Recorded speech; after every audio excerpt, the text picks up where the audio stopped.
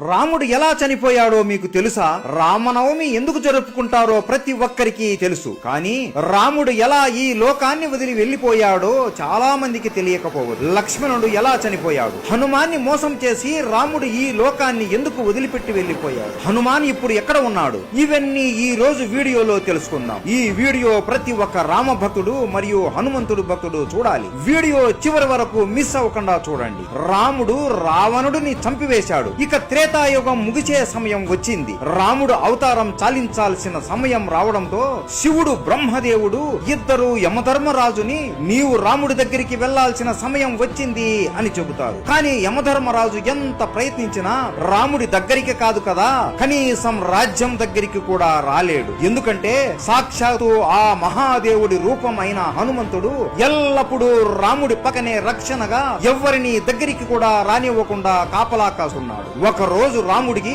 శివుడు కలలోకి వచ్చి నీ అవతారం చాలించే సమయం వచ్చింది రామా, యముడు నీ రాజ్యం బయట ఎదురు చూస్తున్నాడు, కానీ నీ ప్రాణానికి హనుమాన్ అడ్డుగా ఉన్నాడు అని అంటాడు. అప్పుడు రాముడికి అంతా అర్థమయ్యి మరుసటి రోజు రాముడు సీత ఇచ్చిన తన ఉంగరాన్ని తీసుకుని ఒక రంధ్రములోకి వేసి హనుమాన్ని పిలుస్తాడు. హనుమా, సీత ఇచ్చిన ఉంగరం పొరపాటున ఈ రంధ్రములో పడిపోయింది, దయచేసి నువ్వు వెళ్లి నా ఉంగరాన్ని కనిపెట్టి తీసుకుని రాగలవా అని అడగగా, ప్రభు అంతేనా, దీనికి మీరు నన్ను ఇంతగా అడగాల, మీరు ఆజ్ఞాపిస్తే చాలు, నేను వెళ్లి తీసుకుని వస్తాను, అలా వెళ్లి ఇలా తీసుకుని వస్తాను ప్రభు అని అనగా హనుమాన్ తన శరీరాన్ని ఒక చీమ అంత చిన్నగా మార్చుకొని ఆ రంధ్రంలోకి దూరుతాడు. అలా వెళుతూ వెళుతూ ఆ రంధ్రం పాతాళ లోకానికి దారి తీస్తుంది. అక్కడ నాగలోకానికి రాజు అయిన నాగరాజు ఉంటాడు. ఆయన దగ్గరికి వెళ్లి నమస్కరించి, నాగరాజా, నా రాముడి ఉంగరం ఒక రంధ్రంలో పడి ఈ పాతాళ లోకానికి వచ్చింది, ఆ ఉంగరం ఎక్కడ ఉందో మీకేమైనా తెలుసా అని అడగగా, ఓహో రాముడి ఉంగరమా, నాకు తెలుసు, ఇక్కడ ఉంది, నాతో రండి అని హనుమాన్ని వెంట తీసుకుని ఒక గృహలోకి తీసుకుని వెళతాడు. ఈ గృహలోనే ఆ ఉంగరాలు ఉన్నాయి అనగా, ఉంగరాలా, నాకు కావాల్సింది నా రాముడి ఉంగరమే కదా అని లోపలికి వెళ్లి చూడగా హనుమాన్ ఆశ్చర్యపోతాడు. ఆ గృహ లోపల ఒకటి కాదు, రెండు కాదు, మూడు కాదు, కొన్ని లక్షల కోట్ల బంగారు ఉంగరాలు ఉంటాయి. హనుమాన్ నవ్వుకొని, నాకు తెలియదా నా రాముడి ఉంగరం ఏదో అని వెతకడం మొదలు పెడతాడు. అయోధ్యలో హనుమంతుడు లేడు అని తెలుసుకుని ఇదే మంచి సమయం అని యముడు రాముడి దగ్గరికి వెళ్లి, రామా, నీతో ఈ రోజు ఏకాంతంగా చాలా ముఖ్యమైన విషయం మాట్లాడాలి, మనం మాట్లాడుకునే సమయంలో ఎవరైనా మధ్యలో వస్తే వారికి మరణదండన ఇవ్వాల్సిందే అని అనగా, రాముడు లక్ష్మణుడిని పిలిచి, ఈ బాధ్యత నీదే లక్ష్మణ, ద్వారం దగ్గర ఉండి లోపలికి ఎట్టి పరిస్థితుల్లోనూ ఎవ్వరిని పంపించకు అని ఆజ్ఞాపిస్తాడు. సరే అన్న అని లక్ష్మణుడు ద్వారం దగ్గర నిలబడుకొని ఉంటాడు. లోపల యముడు రాముడితో ఇలా అంటాడు, స్వామి, శివుడు మరియు బ్రహ్మ ఆజ్ఞ వలన నేను ఇక్కడికి వచ్చాను. మీరు ఈ రాముడి అవతారానికి ఉన్న కార్యం ముగిసింది, ఇక మీరు విష్ణు రూపంలోకి మారి వైకుంఠానికి రండి, లక్ష్మీదేవి మీ కోసం ఎదురు చూస్తూ ఉంది అని అనగా రాముడు నవ్వుతూ సరేయమా అని అంటాడు. ఆ సమయంలోనే మహాకోపిష్టి అయిన దుర్వాస మహర్షి రాముడితో మాట్లాడడానికి అక్కడికి వస్తాడు. కానీ లక్ష్మణుడు, స్వామి, ఇక్కడ రాముల వారు ఏకాంతంగా ఉండాలి అనుకుంటున్నారు, మిమ్మల్ని ఇప్పుడు లోపలికి పంపలేను అని అనగా దుర్వాస కోపంతో, నేను ఇంత దూరం నుండి రాముడితో మాట్లాడడానికి వస్తే నన్ను లోపలికి పంపకుండా అడ్డుకుంటావా?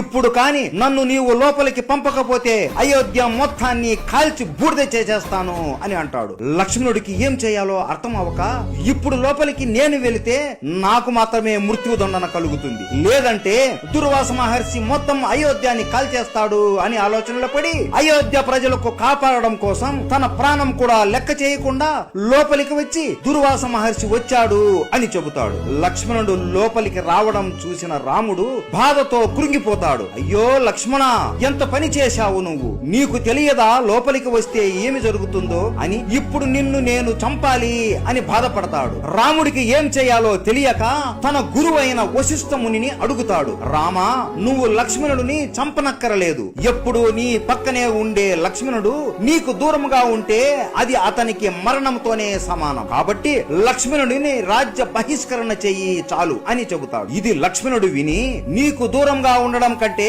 చనిపోవడమే మేలు కదా అన్నా అని సరయూ నదిలో జల సమాధి అయిపోతాడు. ఇది చూసి అతని భార్య ఊర్మిళాదేవి కూడా జల సమాధి అయిపోతుంది. ఈ రెండు మరణాలను హనుమంతును చూసి రాముడు బాధతో కురింగిపోతూ నేను కూడా జలసమాధి అయిపోవాలి అని సరియు నది తీరం దగ్గర నిలబడుకుని ఉంటాడు. ఇదే సమయంలో పాతాళ లోకంలో హనుమంతుడు ఏ ఉంగరం చూసినా నా రాముడి ఉంగరం లాగానే ఉంది అని వెతికి వెతికి అలిసిపోయి, ఓ నాగరాజా, ఏ ఉంగరం చూసినా రాముడి ఉంగరం లాగే ఉంది, అసలు ఇన్ని ఉంగరాలు ఇక్కడికి ఎలా వచ్చాయి అని అడుగుతాడు. అప్పుడు నాగరాజు ఇలా వివరిస్తాడు. త్రేతాయుగంలో విష్ణు రూపమైన రాముడు జన్మిస్తాడు. ఎప్పుడైతే ఒక బంగారు ఉంగరం పాతాళ లోకంలో పడుతుందో దాన్ని వెతుకుంటూ ఒక వానరం వస్తుంది. అప్పుడు భూమిపైన రాముడు అస్తమిస్తాడు. దాంతో త్రేతాయుగం అంతమవుతుంది. హనుమ, ఇక్కడ ఇన్ని ఉంగరాలు ఉన్నాయి అంటే ఇన్ని సార్లు రాముడు అస్తమించాడు, అన్ని త్రేతాయుగాలు ముగిశాయి అని అర్థం. జీవితం అంటే ఒక చక్రం హనుమ.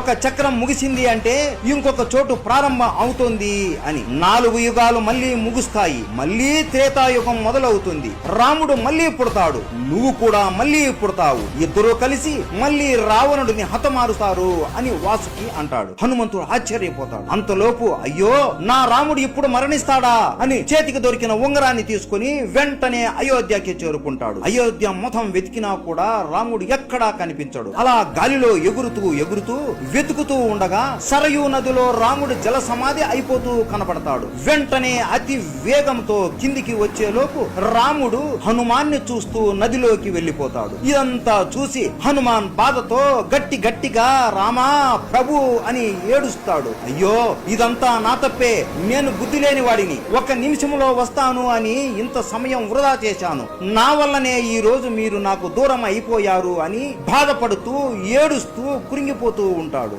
అప్పటికే రాముడు విష్ణు రూపంలోకి మారిపోయి ఉంటాడు. హనుమాన్ బాధని చూసి ప్రత్యక్షమై, హనుమా, ఇందులో నీ తప్పు ఏమీ లేదు, ఇదంతా జరగాల్సిందే, నువ్వు ఎంత చేసినా జరిగిన దానిని మార్చలేవు అని అంటాడు. ప్రభు, నేను కూడా మీతో పాటే మీ దగ్గరికి వస్తాను అని అనగా, లేదు హనుమా, నీలాంటి భక్తుడు ఈ భూమి మీద ఉండి ధర్మరక్షణ చెయ్యాలి, నువ్వు ఎప్పటికీ చిరంజీవిగా ఉండి ప్రజల్ని కాపాడుతూ ఉండు అని అంటాడు. సరే ప్రభు, మీ ఆజ్ఞ అని హనుమాన్ ఆ ఉంగరాన్ని తన వేలికి తొడుగుకొని హిమాలయాలలో రామనామాన్ని జపిస్తూ ఉంటాడు. ఇప్పటికీ కూడా మన హనుమాన్ రామనామాన్ని ఎవరు జపించినా ఆయన అనుగ్రహాన్ని మనకి ఇస్తూ మనల్ని కాపాడుతూ ఉంటాడు. ఇది రాముడు మరియు లక్ష్మణుడి మరణం వెనక ఉన్న కథ. మీలో ఎంతమందికి ఈ విషయం తెలుసు? ప్రతి ఒక్కరికి రామాయణం ఎలా ముగిసిందో తెలియాలి. ఈ వీడియో ప్రతి ఒక్క రామ భక్తుడు మరియు హనుమంతుడి భక్తుడికి షేర్